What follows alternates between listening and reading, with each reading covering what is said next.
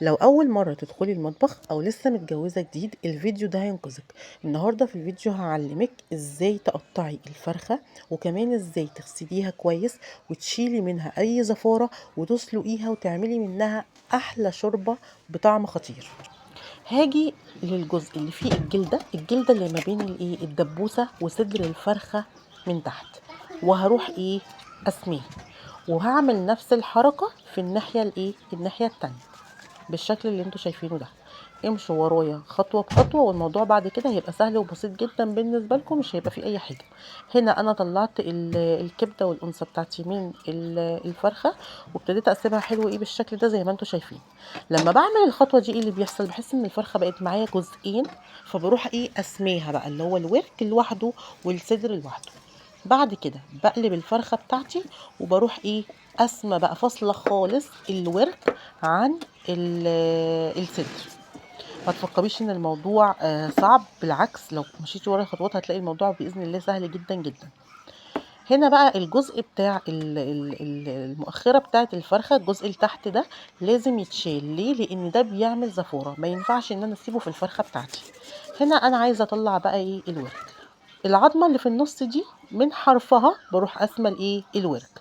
بص بوريك اهو، من الحرف التاني برضو بروح نازله برضو قطعه الورك بتاعي. عايزه تقسميها بالنص عادي مفيش مشكله، بس انا هقول لكم انا هعمل كده للخطوه دي، انا عملتها ليه يعني. تمام. هنا خلاص طلعنا الوركين. هنا بشيل الجزء اللي هو اسمه الضفر بتاع الفرخه. ليه؟ بيعمل زفاره.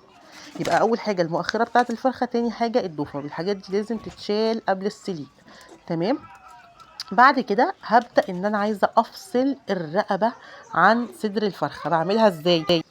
هبتدي ان انا اقطع الجلد اللي حواليها علشان المكان كله يبقى باين. تمام، زي ما انتوا شايفين كده بالمنظر ده. كده بان لي كل حاجة. هبتدي بقى امسك الرقبة، وهنزل لاخر العظمة كده من جنب الرقبة على طول. هبتدي ان انا انزل للاخر بالسكينة بتاعتي. اهم حاجة السكينة لازم تكون حامية، لازم تكون حامية.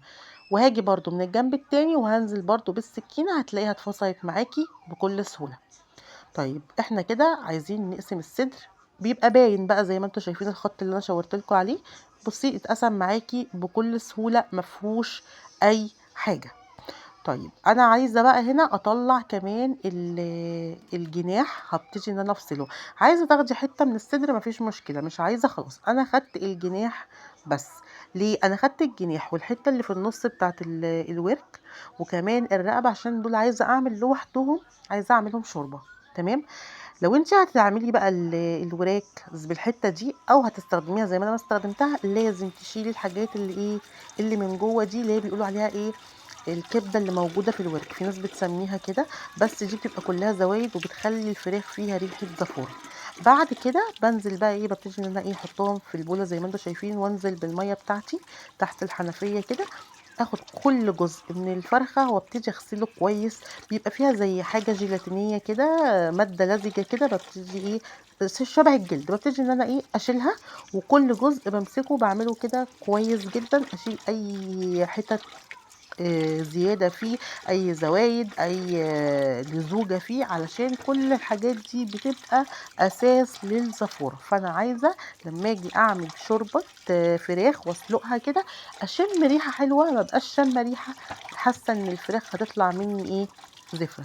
طبعا بغسلها كويس جدا جدا زي ما انتوا شايفين. كل قطعة بمسكها ببتدي اغسلها كويس. تغسليها بقى مرة واتنين وكده. بعد كده تبتدي تعملي التتبيله اللي بنعملها عشان الفرخه تنضف. اساسها اساسها عباره عن ملح وليمون. الملح والليمون دول حاجه اساسيه جدا في غسيل الفراخ. في ناس بتحط خل، انا بقولك استبعدي خطوه الخل دي نهائي، ما تحطيش خالص على الفراخ خل. تالت حاجة هتحطيه يا إما دقيق يا إما طحينة. أنا هنا حطيت شوية من الدقيق، وابتديت بقى كل قطعة كده أقلبها في الخليط بتاعي ده كويس جدا، وسبتها شوية حوالي ساعة، وبعد كده غسلتها بالشكل اللي انتوا شايفينه ده. بقت حاجة بصراحة حلوة قوي، تفتح النفس يعني بمعنى أصح. طب عايزة بقى اعمل احلى شوربة فراخ، هعملها ازاي؟ تعالوا اقول لكم بقى هتعمليها ازاي. اول حاجة هرش على الفراخ بتاعتي شوية من الملح، وبعد كده برضو هرش عليها شوية من الفلفل الاسود، واخر حاجة معايا هحطها عليها شوية من البصل. هتبشري بصلاية، عندك بصل مفروم في الفريزر خدي منه حتة وحطيها، وادعكهم بقى ايه، هتجي ادعكهم حلو قوي. يا سلام لو الخطوة دي عملتيها قبل ما تعملي الفراخ ايه بيوم، يعني مثلا انت هتعملي الفراخ بكره، تيجي كده النهارده بالليل تعملي خطوه التتبيله وتشيليها في التلاجة بالتتبيله بتاعتها، وانت بتعملي الفراخ هتشمي احلى شوربه. طيب بعد كده بنعمل ايه؟ بعد كده خلاص تبلتيها، هتعمليها في وقتها، سيبيها على الاقل ساعه. بعد كده عايزه بقى اسلقها، خلاص تبلتها وسبتها في التتبيله بتاعتي. هجيب حله تكون سخنه، وبعد ما تسخن كويس من غير اي ماده دهنيه هنزل بالفراخ بتاعتي زي ما انتم شايفين بالشكل ده. بعد كده بقى هحس ان الماده الدهنيه اللي في الفراخ نزلت، وهبتدي ان انا اقلبها بالشكل ده، بحيث ان انا عايزاها تكون واخده لون زي ما انتم شايفين، مش عايزاها تكون فاتحه، لا عايزاها تكون واخده لون. في الخطوه دي هنزل عليها بميه سخنه، اهم حاجه الميه يا جماعه تكون سخنه. اول ما تغلي بقى معايا بالمنظر اللي انتوا شايفينه ويظهر الريم، بروح بادئه ايه اشيل كل الريم اللي على الوش ده، مش بحط اي حاجه قبل ما تغلي. خلاص شلت الريم والشوربه بقت كويسه، نزلت بشويه من السكر، وحطيت ايه معلقه كده من البصل المفروم، او ممكن تحطي بصلايه كامله زي ما هي، وشويه من الفلفل الاسود، وحطيت كمان كبابه صيني وورق لورا وحبهان مطحون. عايزة تحطي ورق اللورا او الغور على حسب ما بتسموه، والحبان اللي هو الصحيح عادي مفيش مشكلة. تمام. بعد كده بقى هبتدي ان انا اقلبها كويس، وهوارب عليها الغطا، وهسيبها لحد لما تستوي.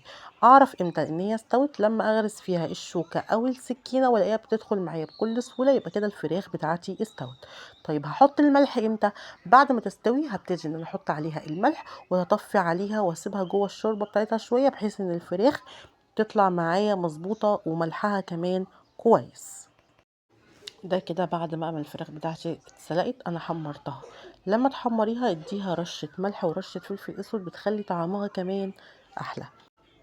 وبكده وصلت معاكم لنهاية الفيديو، استنوني في فيديو جديد من سلسلة سنة اولى مطبخ.